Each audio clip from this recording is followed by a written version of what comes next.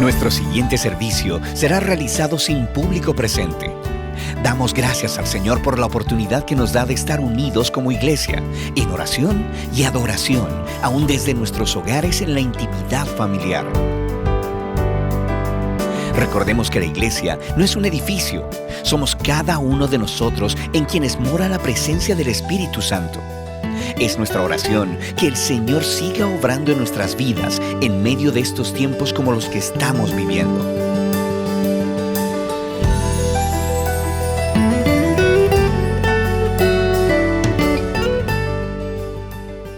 Señor, te alabamos y bendecimos.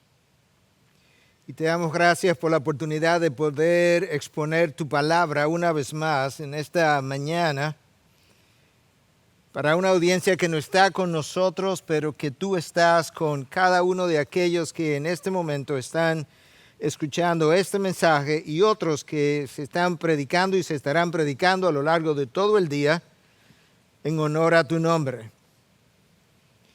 Padre, nosotros hemos querido hacer una miniserie especial con motivo de esta pandemia del coronavirus, en medio de la cual nos encontramos y en medio de la cual tú nos has llamado a reflexionar y nos has llevado al interior de nuestros hogares y, como hemos dicho en otras ocasiones, aún más al interior de nosotros mismos. En la mañana de hoy a mí me toca predicar un pasaje que la mayoría de nosotros no escogeríamos predicar, pero tenemos que confesar que el problema no está en el pasaje, está en nosotros cuando no creemos que aquellas cosas que tú has inspirado son dignas de predicar todas y cada una de las veces porque representan tu mente, tu corazón, tu sentir, tu evaluación, tu veredicto en un momento dado sobre el caminar de tu pueblo que tú dejaste allí registrado para nuestra enseñanza. De manera que desde ya, Señor, si ha habido en mí o en algún otro alguna duda de si caminar por pasajes de este tipo, te decimos, perdónanos. Tu palabra es la que nos juzga, no nosotros a ella. Y en esta mañana yo quiero pedirte que me ayude a predicar bajo la autoridad de dicha palabra inspirada y que por medio de ella y el Espíritu que mora en mí, tú me gobiernes mientras hablo de una forma que a ti te honre, que tu nombre sea exaltado, que tu pueblo sea edificado, que podamos ser fortalecidos, sanados, cortados, debilitados y al mismo tiempo llenados de esperanza. Tu palabra es capaz de hacer todo eso en diferentes personas al mismo tiempo y otras veces de comenzar hiriéndonos para terminar sanándonos en un solo mensaje. Yo te pido que tú puedas abrir nuestros ojos del entendimiento, sobre todo del predicador, Dios. Tú sabes que el mensaje siempre es primero para nosotros y luego para los que escuchan. De manera que háblanos otra vez. Te lo pido en Cristo Jesús. Amén y amén. Bueno, el mensaje de esta mañana es una continuación del mensaje, el sermón del domingo anterior, que habíamos titulado Una adoración en crisis. Esta es la segunda parte. Esta vez el texto o la exposición está basada en el segundo capítulo del libro de Malaquías, el libro que lleva su nombre. Y habíamos hablado de que este es un mensaje o un oráculo de Dios que vino a la nación de Israel en un momento dado por vía de un interlocutor cuyo nombre es Malaquías, el profeta de Dios, uno de los 3 profetas post-exilio, uno de los 3 profetas que Dios levantó después que el pueblo regresa 70 años después de haber estado en Babilonia. Y en este momento la adoración a nuestro Dios se encontraba en crisis. Había estado en crisis antes del exilio, se encontraba en crisis otra vez después del exilio. Y eso es precisamente el ambiente, por así decirlo, el ambiente religioso, el estado espiritual de la nación en ese momento. Había una crisis de la adoración a todos los niveles. A nivel de los sacerdotes, a nivel del pueblo, a nivel de los sacrificios que se le ofrecían a Dios, a nivel de las ofrendas y los diezmos, y a nivel incluso de las uniones matrimoniales, no solamente del pueblo, sino también de los propios sacerdotes. La narración del libro tiene una cierta secuencia que vimos la semana pasada. En primer lugar, Dios presenta una verdad en forma acusatoria acerca del pueblo y cómo el pueblo le está tratando, cómo se está relacionando con él. El pueblo responde a través de los sacerdotes, de sus líderes, refutando a Dios. El profeta entonces toma la refutación y la responde de parte de Dios. Y finalmente lo que Dios hace es que trae más evidencia al pueblo acerca de la primera acusación que él había presentado contra ellos. Y la idea de presentar la acusación de una forma escalonada es en esencia, cuando uno lee el texto como detalladamente, es desarmar todo el argumento, tanto del pueblo como del liderazgo, que ellos habían levantado para defenderse y que Dios estaba tratando de usar contra ellos, no para producirle dolor, sino para llevarlos al arrepentimiento, que era precisamente lo que ellos no querían hacer o entendían no tenían que hacer. El problema se da cuando la conciencia de un pueblo, la conciencia de una persona se endurece, que es donde está este pueblo en este momento dado, cuando la confrontación de ese pecado a ese pueblo llegó, o cuando la confrontación del pecado a nivel personal llega a una persona con una conciencia endurecida, lamentablemente de inicio no produce arrepentimiento. Más bien produce una reacción defensiva y de ira, como nosotros la vemos aquí en el pueblo judío y en los sacerdotes que le representaban en la generación de Malaquías. Y eso ha sido así desde el mismo jardín del Edén, eso no ha cambiado. Cuando Dios confrontó a esta generación, la generación a la que nosotros estamos aludiendo ahora, la reacción del pueblo, la reacción de los sacerdotes, ellos se airaron, ellos se defendieron, ellos se molestaron, ellos se justificaron. Es más, ellos se rebelaron. Es una defensa, es una refutación de lo que Dios trae de una manera desafiante en contra de Dios. Y así es nuestra generación. Así fue la de Malaquías. Así fue en el jardín del Edén. Una y otra vez, cuando la conciencia se encuentra endurecida, eso es lo que ocurre. Dios dice en Malaquías 1:2, yo os he amado, el pueblo refuta en su rebelión y dice, ¿en qué nos has amado? En otras palabras, nosotros, como vimos la semana pasada, nosotros no lo vemos. Dinos, muéstralo, pruébalo. A esos que tú llamas amor, nosotros no lo vemos así. Tú puedes ver que esa respuesta es defensiva, es desafiante, es rebelde, es acusadora. ¿Tú amarnos? No lo creo, Dios. En Malaquías 1:6, Dios le dice, no has honrado mi nombre. El liderazgo refuta, representando al pueblo, y dice, ¿en qué no hemos honrado tu nombre? Y Dios entonces trae más evidencia. Estoy tratando de seguir el formato para que tú puedas entender lo que va a continuar pasando en el capítulo 2. Dios trae más evidencia y le dice, ok, cuando tú me traes un cordero ciego, no es una deshonra para mi nombre. Cuando me traes uno cojo, cuando me traes uno enfermo, es más, tú te has atrevido a traerme corderos robados. No deshonras mi nombre cuando tú lo haces de esa manera y de esa forma. Dios entonces comienza a apilar las evidencias contra ellos, pero aún así ellos resistían, ellos se airaban, ellos se rebelaban. La misma reacción ocurrió Es para que pueda entender nuestro corazón, porque nosotros no estamos muy lejos de ellos. Es para que pueda entender la reacción, entonces, a lo largo de la historia, cómo se ha dado. Los escribas y los fariseos reaccionaron en contra de Cristo de la misma manera cuando Él confrontó su pecado. Cuando la persona endurecida es confrontada con su pecado, su reacción inmediata, una vez más, lo voy a repetir, es una defensa, es ira, es rebelión.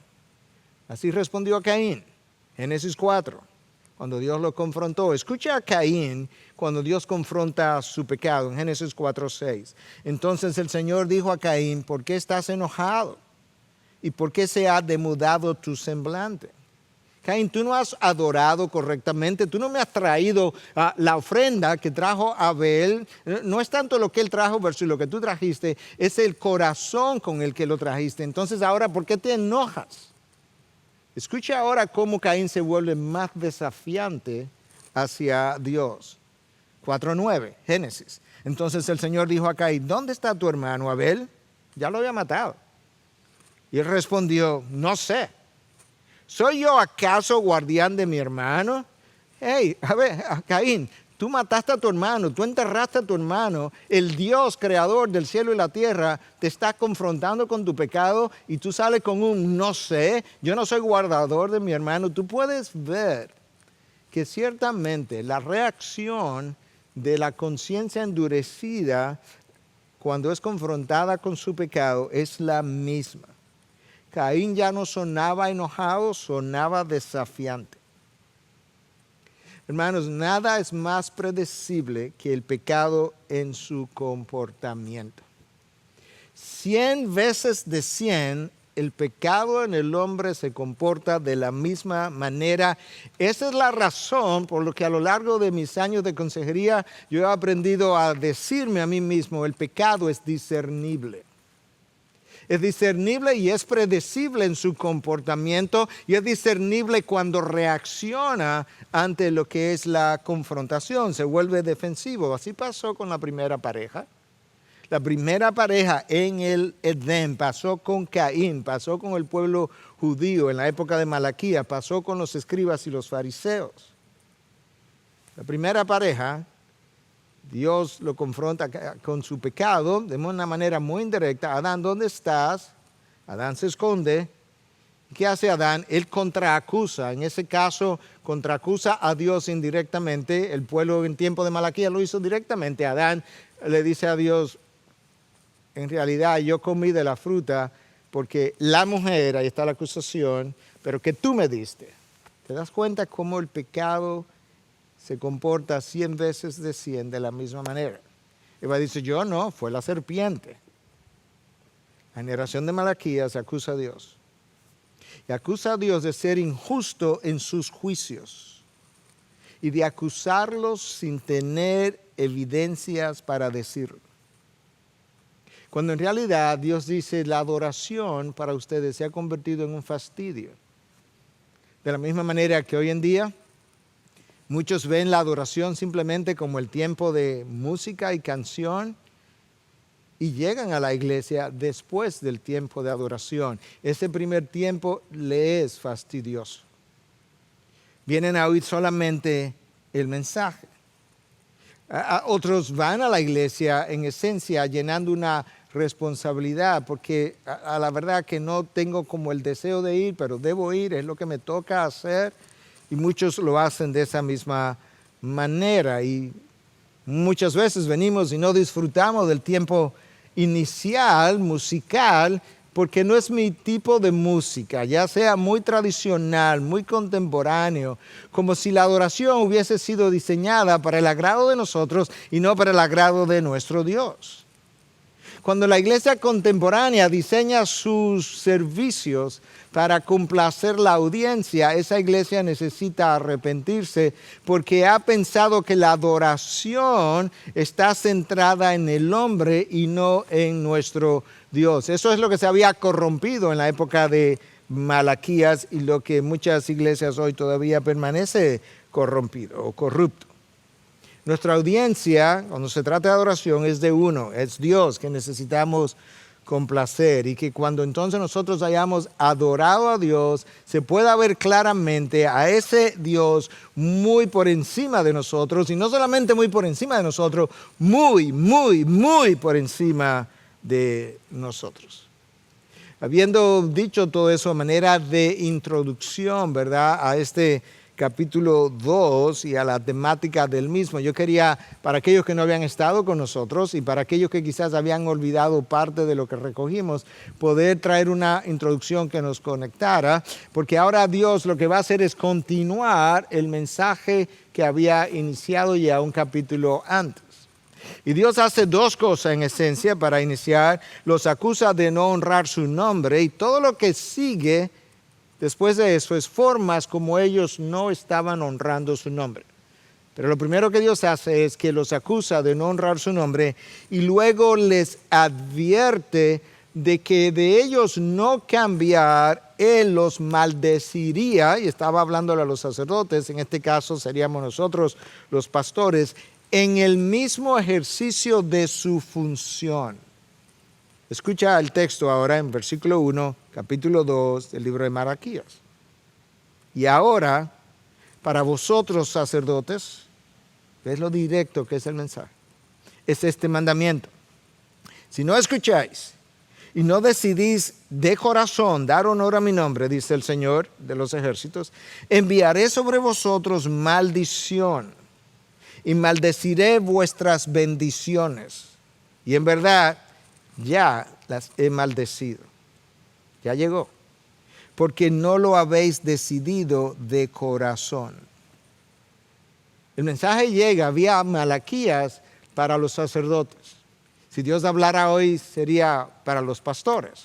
Pero en otro sentido, en otra dimensión, para todos nosotros, porque ya dijimos en el mensaje anterior que a la luz del Nuevo Testamento todos nosotros somos sacerdotes, somos real sacerdocio, nos dice Pedro en su primera carta en 2:9. Y de hecho, ese concepto ni siquiera nuevo es. Dios dice en Éxodo 19 que Israel era una nación sacerdotal, y más adelante le dice a la nación vía el profeta Oseas: ya no serás mi sacerdote.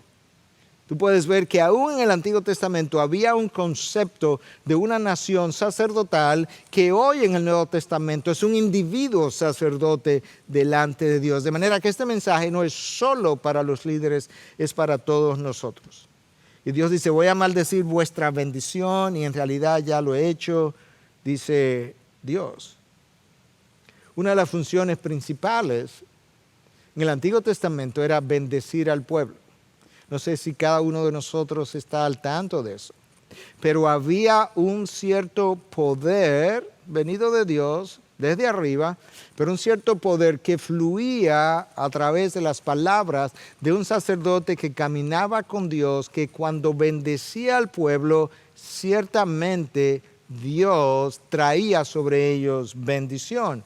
Yo creo que muchos de nosotros estamos familiarizados con esa oración sacerdotal en Números 6, 24 al 27. Escucha, porque aquí hay una relación entre el nombre de Dios, la bendición que pronuncia, y lo que yo estoy tratando de comunicar. El Señor te bendiga y te guarde. El Señor haga resplandecer su rostro sobre ti y tenga de ti misericordia. El Señor alce sobre ti su rostro y te dé paz. Escucha ahora. Así invocarán mi nombre sobre los hijos de Israel y yo los bendeciré. ¿Te das cuenta? Una de las funciones sacerdotales era poder pronunciar palabra en nombre de Dios de bendición. Y Dios dice: si ustedes caminan conmigo, invocan mi nombre de esa manera y pronuncian bendición sobre el pueblo, yo los bendeciré. ¿Por qué yo estoy enfatizando eso? Porque Dios dice ahora, a través de Malaquías: yo voy a maldecir su bendición. Cuando ustedes oren sobre el pueblo, bendición, yo voy a hacer todo lo opuesto. Así de severa se había corrompido la adoración a nuestro Dios. Así de provocado, de airado estaba Dios porque no habían honrado su nombre. Ahora yo quisiera que pudiéramos entender algo que quizás no todos han entendido, es que Dios ha dejado ver claramente que Él tiene una preocupación especial por la santidad de su nombre y lo ha hecho ver desde el principio de su revelación. Pero para comenzar en el Nuevo Testamento y regresar, cuando los apóstoles le pidieron a Cristo que les enseñara a orar, la famosa oración que nosotros hoy conocemos como el Padre Nuestro, la primera petición muy al inicio de la misma, ¿cuál es? Padre Nuestro, santificado sea tu nombre. Eso no está ahí por accidente. Eso no está ahí porque suena poético.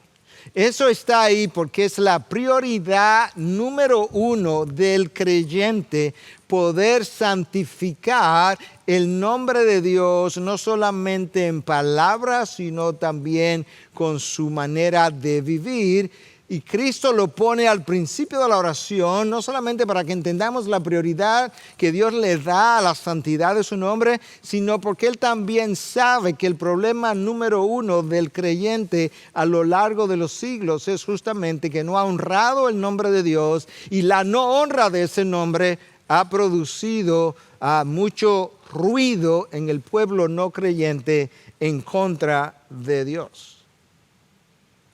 Dios conoce la importancia de que nosotros entendamos lo que su nombre es y representa cuando Él le da a la nación de Israel la primera constitución, 10 leyes, y de las primeras 10 leyes de una nación en una constitución, Dios decide que la tercera de esas leyes sería dedicada a la honra de su nombre, como nosotros leemos en Éxodo 27, cuando dice: no tomarás el nombre del Señor tu Dios en vano. Esa es la forma negativa de la verdad expuesta. No tomarás el nombre del Señor tu Dios en vano. La forma positiva es, los reformadores siempre decían que los mandamientos tenían una forma positiva y una negativa, o al revés en este caso. La forma positiva es: honrarás el nombre de Dios, porque el Señor no tendrá por inocente al que tome su nombre en vano. Hemos dicho en otras ocasiones que tomar el nombre de Dios en vano es vaciarlo de su contenido. Dios está diciendo: si mi nombre, que me representa, que representa quién yo soy, mi esencia, mi reputación, si lo usas de una manera, si vives pronunciando mi nombre, diciendo que me perteneces, pero tu manera de vivir es contraria a la santidad de mi nombre, estás vaciando mi nombre de su contenido. Y para esta época del libro de Malaquías, o del profeta Malaquías, el nombre de Dios para los líderes no significaba gran cosa, ni para el pueblo tampoco. Su conciencia estaba tan endurecida que no solamente ellos habían deshonrado el nombre de Dios, pero tampoco le importaba que el resto del pueblo lo hiciera. Es como iba el pueblo, como iba el sacerdote, así iba el pueblo detrás de ellos. El mandato de no tomar el nombre de Dios en vano, que es la acusación número uno a lo largo del libro de Malaquías, va seguido de una advertencia o de una consecuencia para aquellos que violen el mandato, cuando Dios dice que Él no lo tendrá por inocente. Esa frase es más fuerte de lo que suena. Es lo que ha sido conocido como una meiosis. Una meiosis es una frase que dice más de lo que parece decir. Es una frase que dice más de lo que parece decir. Si tú estás en un juzgado y un juez que te va a juzgar o te está juzgando te dice: si yo fuera tú, yo no hicieras eso. El juez no simplemente te está dando una sugerencia. El juez te está diciendo: si tú haces eso, tendrás que verte con la justicia de frente. Y eso es exactamente lo que ocurre con este: Dios no tomará al inocente, no tomará al culpable por inocente, o lo tomará por culpable al violar su nombre. Porque Dios juzgaría a aquellos que violen su nombre, que representa su reputación, todo lo que Él es, su esencia. Dios tiene un interés Dios ha revelado un interés a lo largo de toda su revelación en hacer su nombre glorioso. Escucha cómo diferentes autores lo han dicho. El Salmo 8.1. Oh Señor, Señor nuestro, cuán glorioso es tu nombre en toda la tierra. El salmista observó las obras, la creación. Dice, Señor, ciertamente todo esto refleja quién tú eres y tu nombre hace la misma cosa. Salmo 106.8. No obstante, lo salvó por amor de su nombre para manifestar su poder. La salvación que Dios trae lo hace por amor de su nombre. Salmo 111.9. Él ha enviado redención a su pueblo, ha ordenado su pacto para siempre. Santo y temible es su nombre. Una y otra vez, de forma reiterativa, Dios muestra el deseo que Él tiene de afirmar la gloria, la majestad, la santidad y el honor de su nombre. Nadie lo ha dicho mejor que el salmista en el Salmo 138.2. Dios ha exaltado su palabra y su nombre por encima de todo. Ahora escucha por qué el Padre Nuestro comienza como comienza y los 10 mandamientos tienen uno de los primeros de ellos para salvaguardar la integridad del nombre de Dios. Cuando uno de nosotros, creyentes, cristianos, comienza a entrar en una vida de pecado, no es cuando peca un día, ¿verdad? Y se arrepiente esa noche, pero él comienza a entrar en una práctica de pecado. Eso no ocurre si quien primero haya iniciado él o ella a incurrir en una insensibilización hacia el nombre de Dios.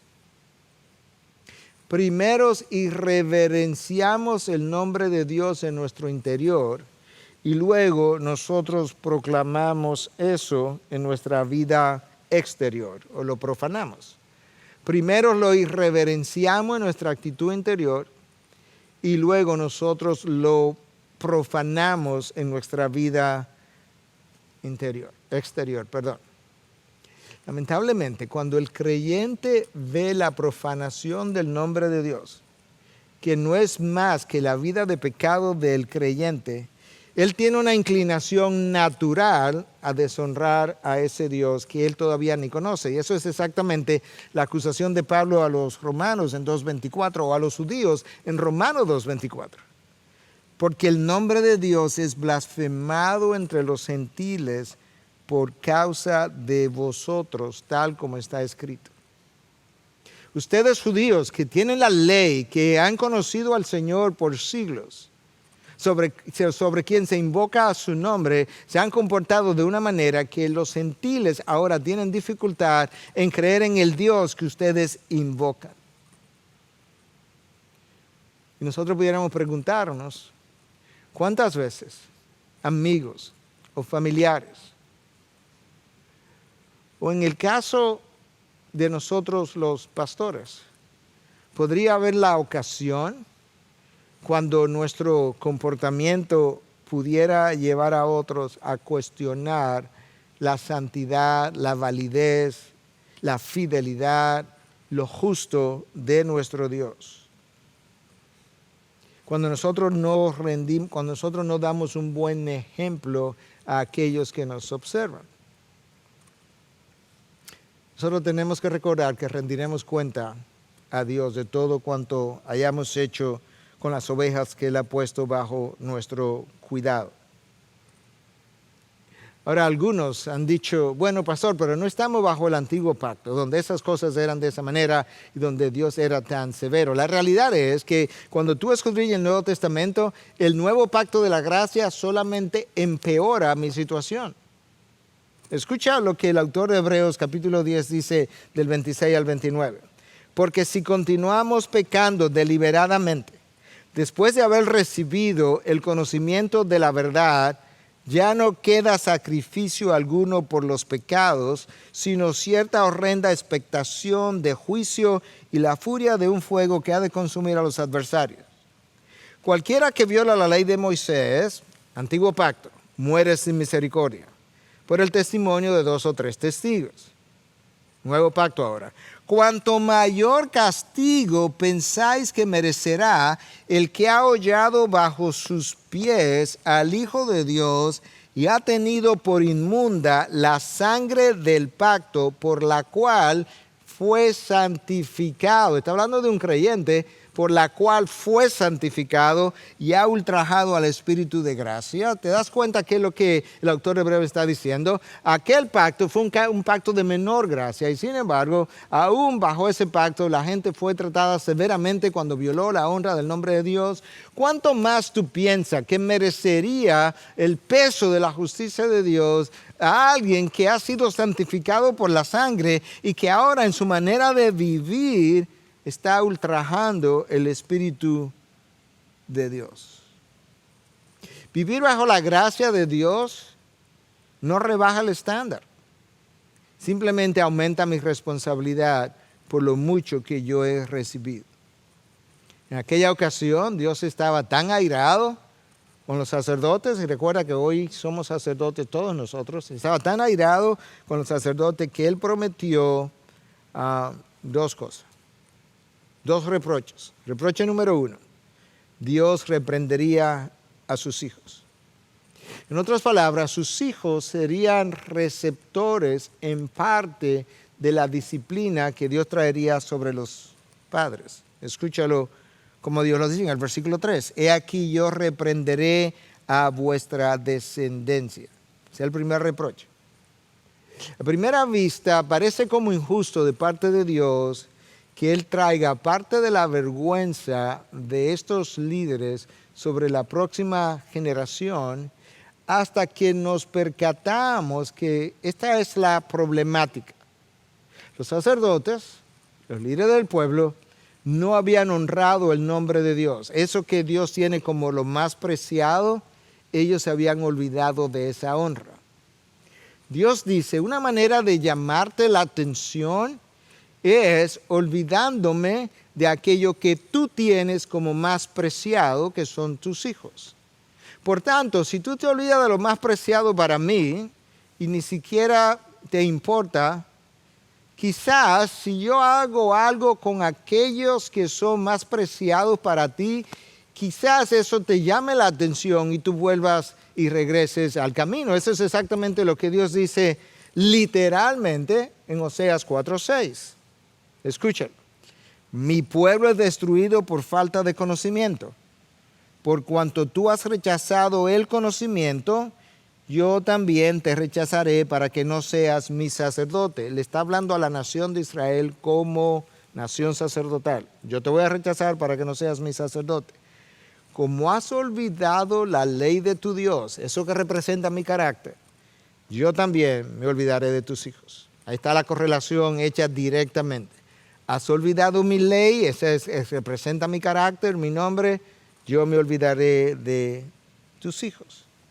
Nosotros pudiéramos volver a argumentar, pastor, pero eso es Antiguo Testamento. Pero escúchame, Pablo escribe a los Corintios en el Nuevo Testamento y en la primera carta, en el capítulo 10, 2 veces en un capítulo, Pablo les recuerda que las historias que están ahí registradas del Antiguo Testamento quedaron allí bajo registro con la intención expresa de que sean ejemplo para nosotros y enseñanzas para nosotros. Ambas cosas, que me enseñen de lo que pasó y cómo Dios reaccionó y que al mismo tiempo sean ejemplos, ilustraciones de cosas que ocurrieron a un pueblo que Dios quisiera que no ocurrieran a este pueblo ahora de su iglesia. Entonces, reproche número 1, yo voy a reprender a vuestros hijos.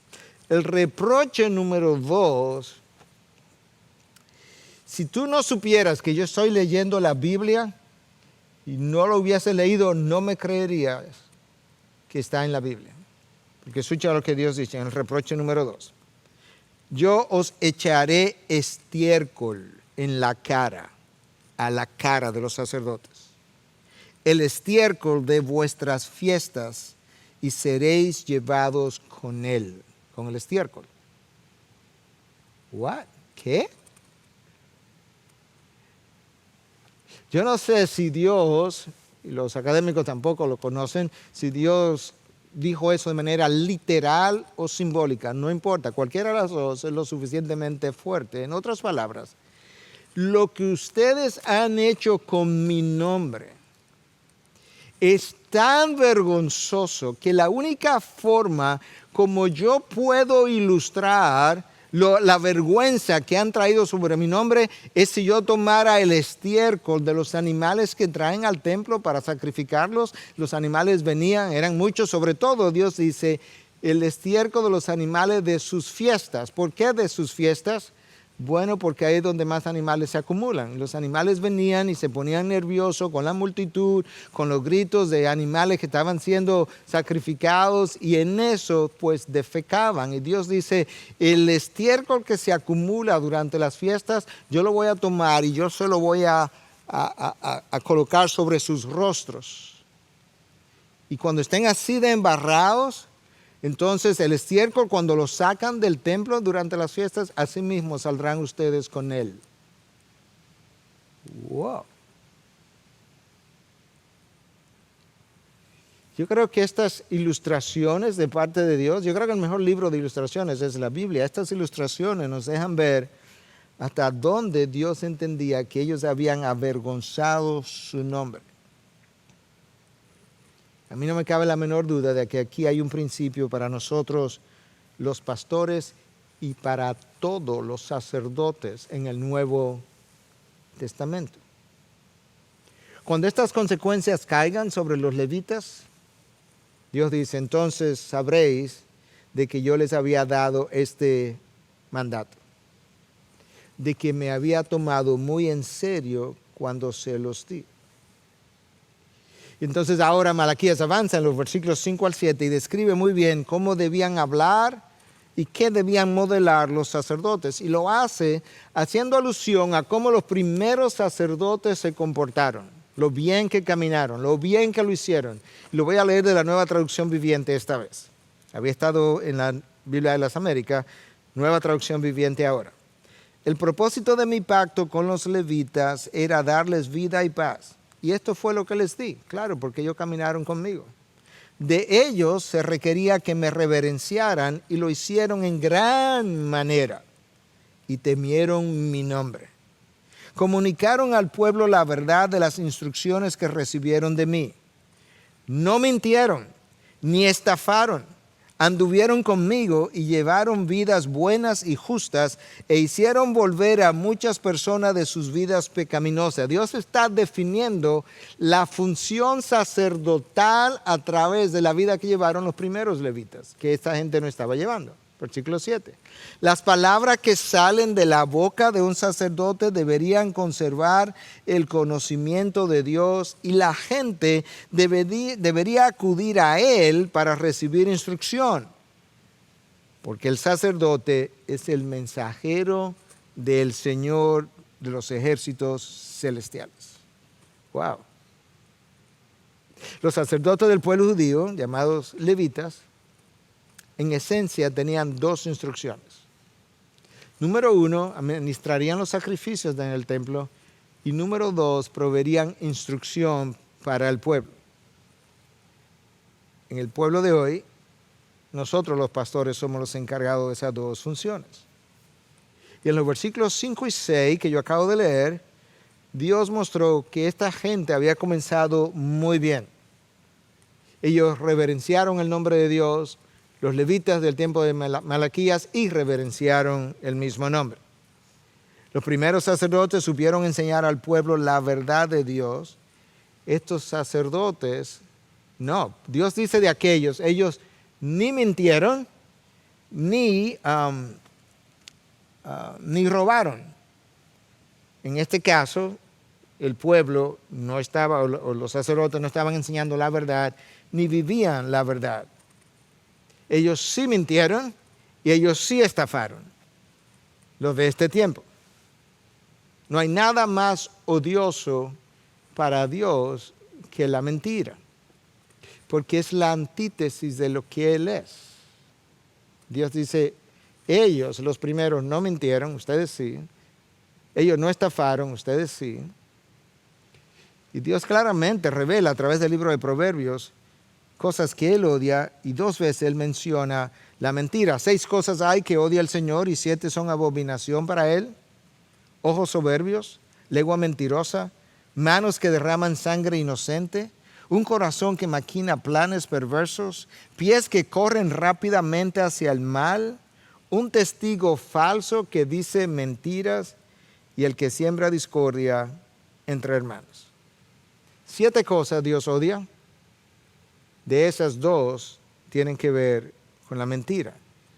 Ahora, en el contexto de los sacerdotes del tiempo de Malaquías, Dios dice, mis sacerdotes primero no mintieron, léase, ustedes sí, y ellos no estafaron, entiéndase, ustedes sí lo hicieron.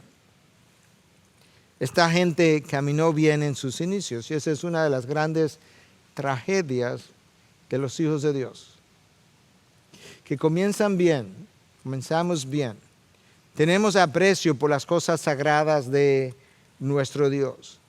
La sagrada palabra, después de haber sido tratada con cuidado, pasa a ser una sugerencia conveniente con los años. El Dios 3 veces santo pasa a ser un Padre 3 veces indulgente.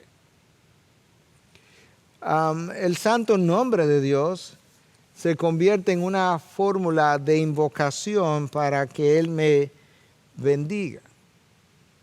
Decimos, Padre nuestro que estás en los cielos, pero luego no nos comportamos como sus hijos aquí en la tierra.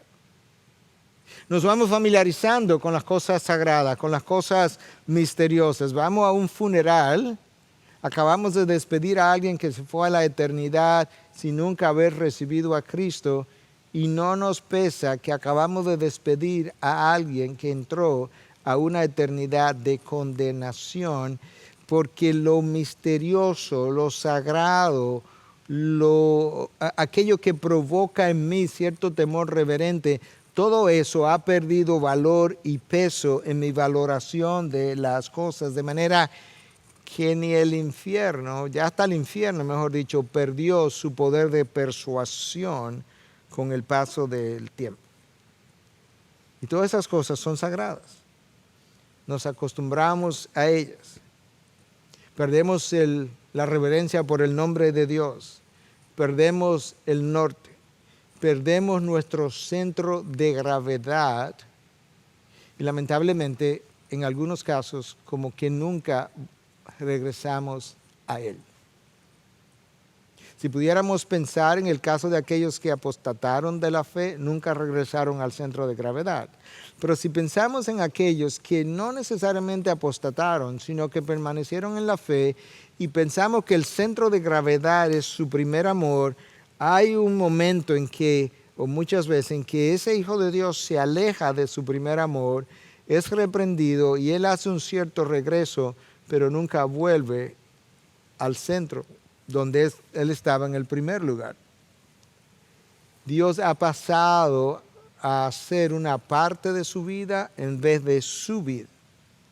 Dios ha pasado a ser algo ordinario, cotidiano, es más negociable.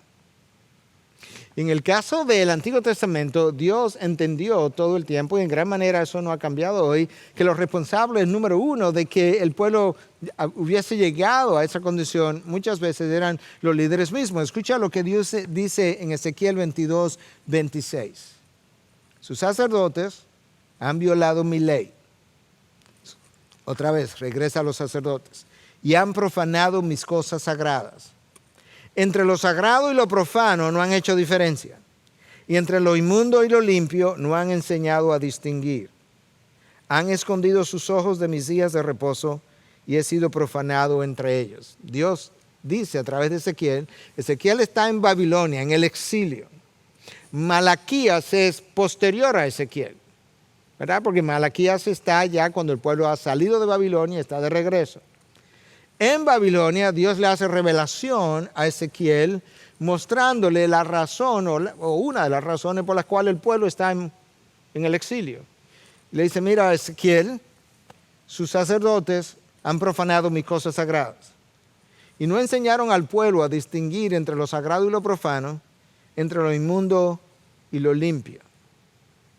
Bueno, es esto mismo ahora que Dios está viviendo a través del profeta Malaquías.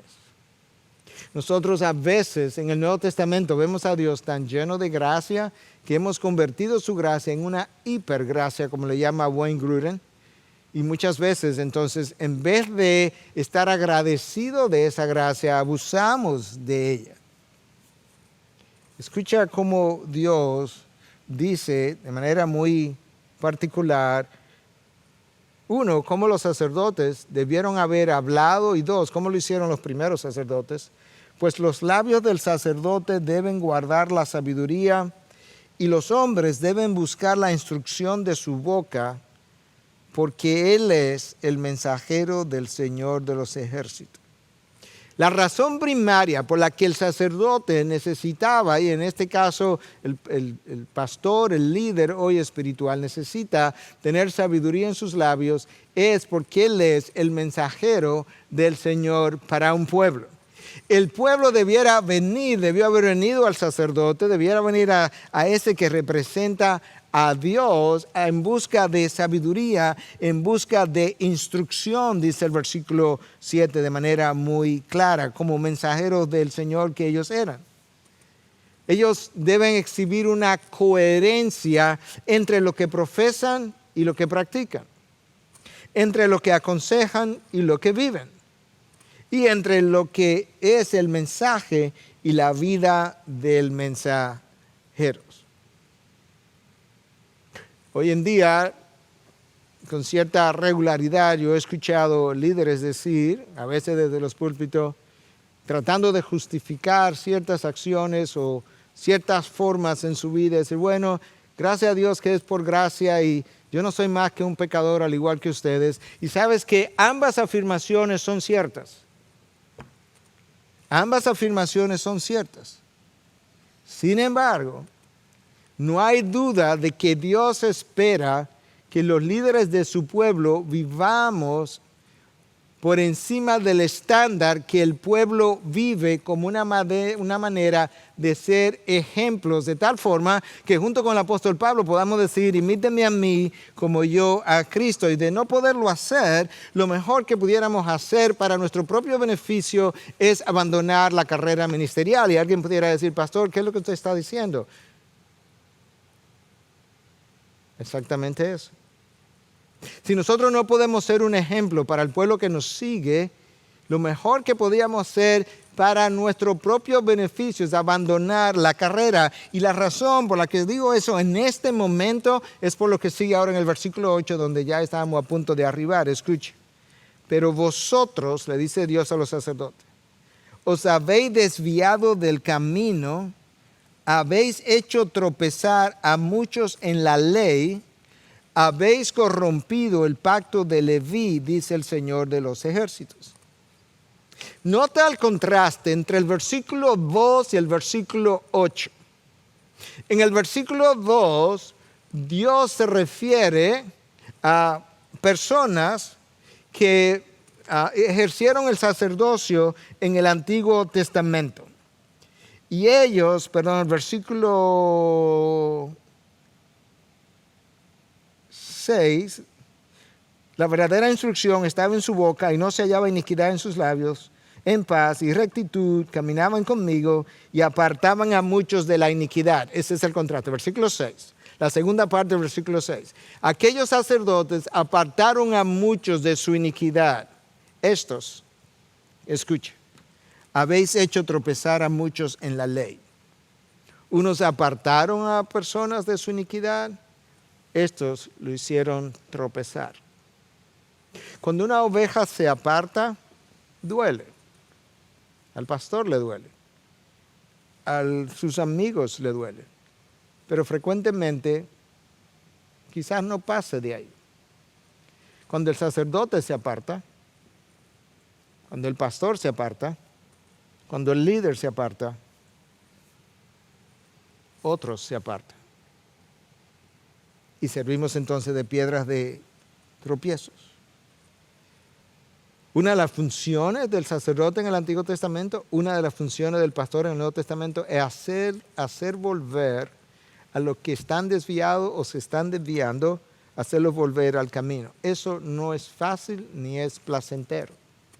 Recuerda lo que dijimos al principio, que cuando la confrontación se trae, la primera reacción con frecuencia es una de ira, es una de rebelión, es una de excusa, de desafío y de contraacusación. Eso ha sido así desde el jardín del Edén, pero nosotros no tenemos otra opción. El apóstol Pablo le escribe a los Efesios y le dice que él los confrontó de día y de noche por 3 años. Pero estos levitas, los sacerdotes de la época de Malaquías, hicieron tropezar a muchos. Dada esa condición en la que el pueblo se encontraba, escucha lo que Dios dice en el versículo 9. Por eso yo también os he hecho despreciables y viles ante todo el pueblo. En otras palabras, Dios está poniendo su vergüenza ante todo el pueblo. Por esa razón, así como vosotros no habéis guardado mis caminos y hacéis acepción de personas en la ley. De la misma manera que ustedes se han comportado abiertamente, de esa misma persona yo me voy a comportar hacia ustedes también abiertamente y los he hecho despreciables y viles ante todo el pueblo. Yo me voy a encargar de traer mi vergüenza sobre ustedes. Ahora, una vez más, eso no es solamente cierto para nosotros los líderes. Nosotros en el Nuevo Testamento somos llamados sacerdotes y aún en el Antiguo Testamento la nación como un todo era considerada una nación sacerdotal, de manera que el estándar al cual Dios había llamado al pueblo y ahora a su iglesia a vivir es el mismo para todos nosotros. La diferencia está en que como no todos llegan a vivir conforme al estándar o no todos llegan a tratar de abrazar el estándar por lo menos como su meta, aquellos que han logrado hacerlo, que pueden servir de ejemplo para otros, deben ir delante tratando de animar a otros, de fortalecer a los débiles, de corregir a los desviados como una forma de que todos podamos llegar al mismo lugar, al mismo tiempo para la gloria de nuestro Dios. Y Dios está confrontando justamente la condición espiritual y de manera particular la vida de adoración del pueblo. Comenzó hablándole de sus sacrificios, los corderos, ciegos, cojos, enfermos, robados. Siguió hablándole ahora de cómo ellos no estaban enseñando al pueblo, cómo la instrucción del pueblo, cómo su estilo de vida no era congruente con la enseñanza de la ley, cómo eso había hecho que el pueblo tropezara, pero todo eso causaba un desarreglo en lo que era la vida de obediencia y la vida de adoración de ese pueblo. Dios dice en el versículo 10 ahora, ¿no somos hijos del mismo Padre? ¿No fuimos creados por el mismo Dios? Entonces, ¿por qué nos traicionamos unos a otros violando el pacto de nuestros antepasados? La pregunta es, ¿cómo es que nos estamos traicionando? Dios dice, si somos de un mismo Padre, lo que implica que somos de una sola familia, ¿por qué es que nos traicionamos unos a otros como si no fuéramos del mismo Padre y no fuéramos de la misma familia? Versículo 11, Judá ha sido infiel y se ha hecho una cosa detestable en Israel y en Jerusalén. Judá ha sido infiel y se ha hecho, no ha dicho qué, una cosa detestable en Israel y en Jerusalén. ¿Qué es lo que hemos hecho, Dios? Los hombres de Judá han contaminado el amado santuario del Señor al casarse con mujeres que rinden cultos a ídolos. Estoy leyendo de la Nueva Traducción Viviente. Que el Señor arranque de la nación de Israel hasta el último de los hombres que haya hecho esto y que aún así lleva una ofrenda al Señor de los ejércitos celestiales. En otras palabras, Dios prohibió el matrimonio con mujeres paganas. Y Dios dice, en Judá se ha hecho algo detestable. Y es que siendo nosotros una sola familia dentro de la cual os debíais haber casado, ustedes han salido a buscar mujeres que adoran a ídolos. Y cuando ustedes se casan con ellas, terminan, como pasó una y otra vez, adorando sus ídolos. Y aún así, a pesar de hacer eso, ustedes se atreven, final del versículo 12, a llevar una ofrenda al Señor de los ejércitos celestiales, como si no hubieran hecho nada. como si no hubiesen pecado contra Dios, como si este matrimonio que ustedes han contraído fuera tan válido como el matrimonio que yo le ordené a mi pueblo en el primer lugar. Y si nos movemos al Nuevo Testamento, existe la misma prohibición y lamentablemente muchas veces dentro del pueblo de Dios vemos la misma práctica. ¿Cuál es la prohibición en el Nuevo Testamento? Cuando Pablo escribe a los Corintios, no os unáis en yugo desigual. ¿Cuántas veces hemos oído a personas que están teniendo el famoso dating o están teniendo el noviazgo con alguien que aún no es creyente? Y cuando tú preguntas, él o ella es creyente, bueno, él está buscando. ¿Buscando qué? ¿A ti? Pero la conciencia de la nación, del pueblo, del liderazgo, se había endurecido a tal manera que aún los sacerdotes estaban cometiendo adulterio, divorciándose de sus esposas y casándose con mujeres paganas. Escucha lo que dice el texto del versículo 13 al 16. Y esta otra cosa hacéis: cubrís el altar del Señor de lágrimas, llantos y gemidos, porque Él ya no mira la ofrenda ni la acepta con agrado de vuestra mano. Estoy leyendo la Biblia de las Américas.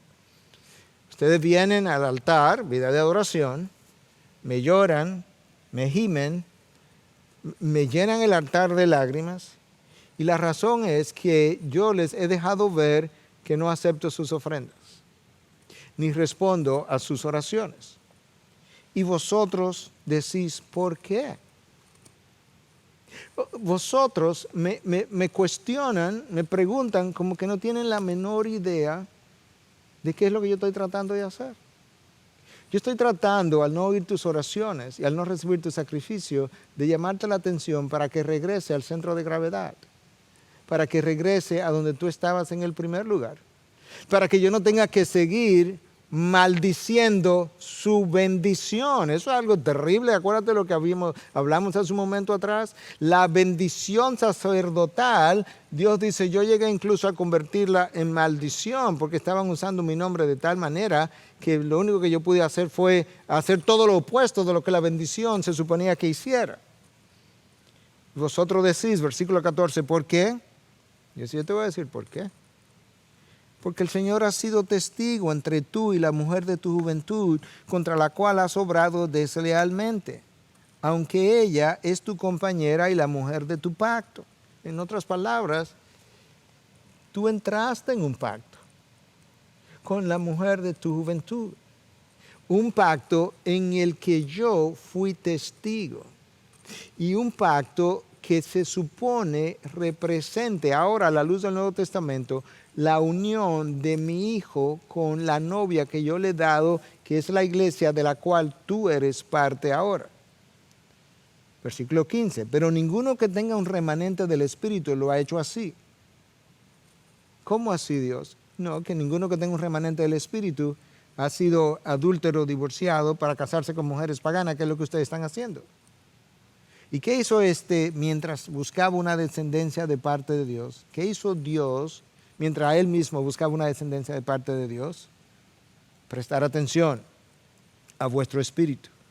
No seas desleal con la mujer de tu juventud. Versículo 16. Porque yo detesto el divorcio, dice el Señor, Dios de Israel.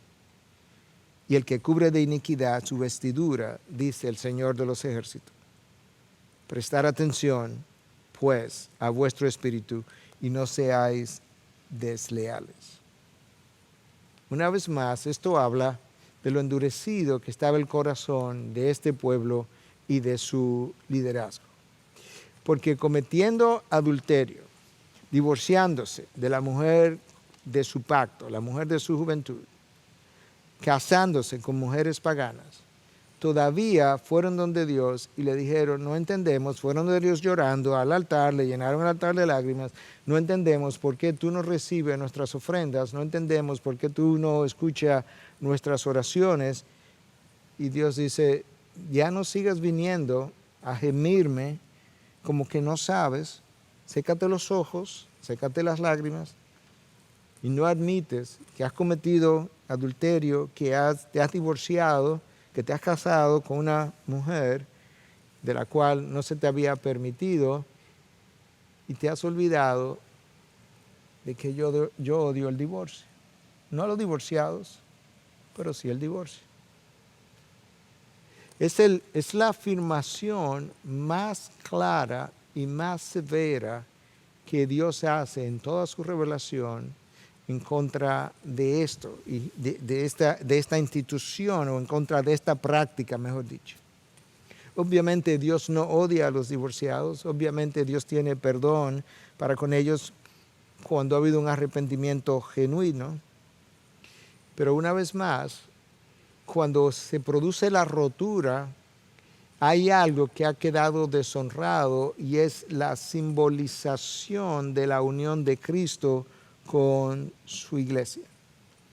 Hay algo que le da una mala reputación al nombre de Dios y sobre todo a esa unión sagrada que Dios quiso representar desde el principio cuando hizo a los dos una sola carne. Pero hay algo más en el texto por la cual Dios dice: yo odio el divorcio. Y en el versículo 15 es un versículo que en el lenguaje original ha dado mucha agua de ver en la traducción, según los expertos en el hebreo, y es porque hay una cierta dificultad para traducir lo que dice en el original. Pero muchas traducciones dicen que ¿qué andaba Dios buscando cuando de dos hizo uno? Cuando tomó dos individuos, Adán y Eva, el hombre y la mujer, y los hizo una sola carne, inmediatamente después dice que él andaba buscando una descendencia santa para él. Si ese es el propósito, o uno de los propósitos por la cual Dios hace de dos uno, la búsqueda de una descendencia santa, entonces cuando tú entras en un pacto matrimonial con un inconverso, tú sabes que desde el día número 1 se produce una pugna entre el cónyuge que quiere levantar, criar, educar a ese hijo bajo el señorío de Cristo y el cónyuge que anda buscando levantar el mismo hijo para que complazca el señorío del mundo y busque la aprobación de dicho mundo. Y eso entonces se interpone, contradice el propósito número 1 por el cual Dios hizo uno de dos. ¿Cuál fue? Crear una descendencia santa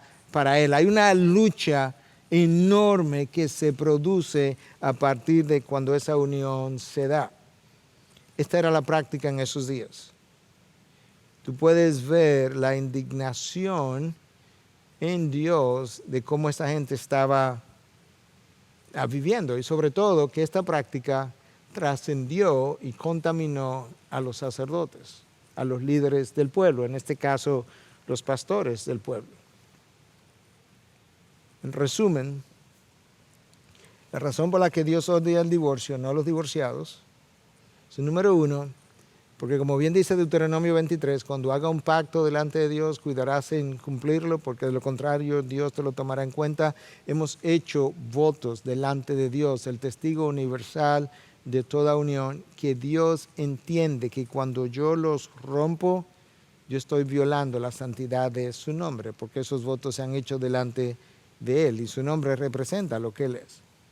Número 2, porque trata irreverentemente lo que simboliza la unión de Cristo, del Hijo de Dios, con su iglesia.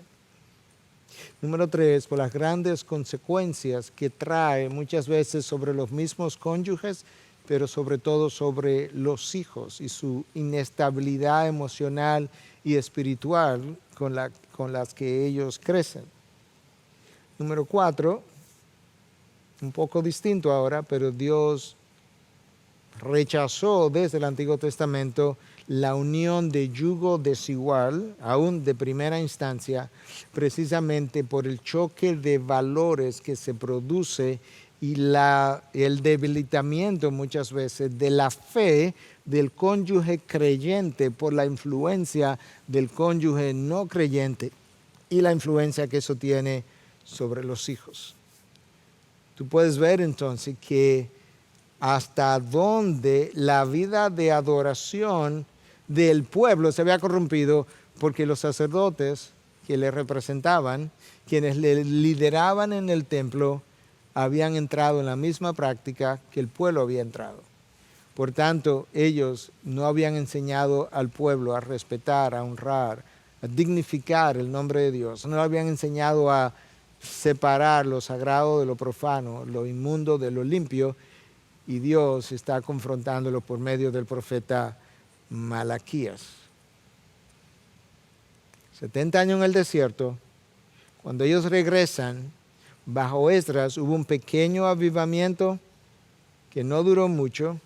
Si Malaquías viene después de Esdras, recuerdan que algunos piensan que Malaquías vino antes de Esdras, pero si él vino después de Esdras, parece que no duró mucho y el pueblo había vuelto a caer en prácticas que habían deshonrado completamente a Dios, hasta el punto que Dios dice, la vergüenza es tan grande que la única manera como yo puedo simbolizar lo que ustedes han hecho conmigo es si yo tomara el estiércol de los sacrificios de sus fiestas y lo colocara sobre sus rostros.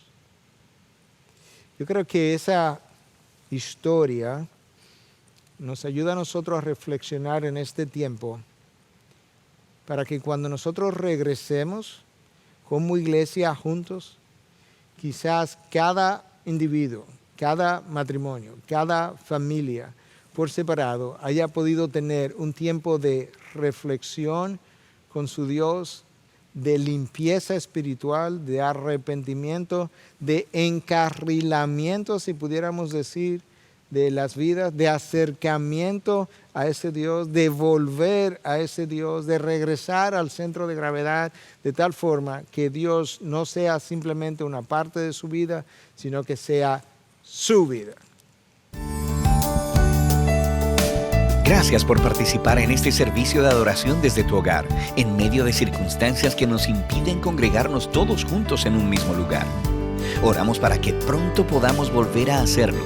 Y mientras, recordemos que donde quiera que estemos, seguimos siendo la iglesia de Jesucristo. Mantengámonos vigilantes en oración, confiando y esperando en nuestro soberano Dios, quien controla todas las cosas y cuida de su pueblo. Recuerda que, aunque nuestras actividades y ministerios permanecen suspendidos, puedes acceder a nuestros sermones, estudios bíblicos, música, artículos de interés y demás recursos audiovisuales a través de nuestros portales web, laivi.org e integridadysabiduría.org.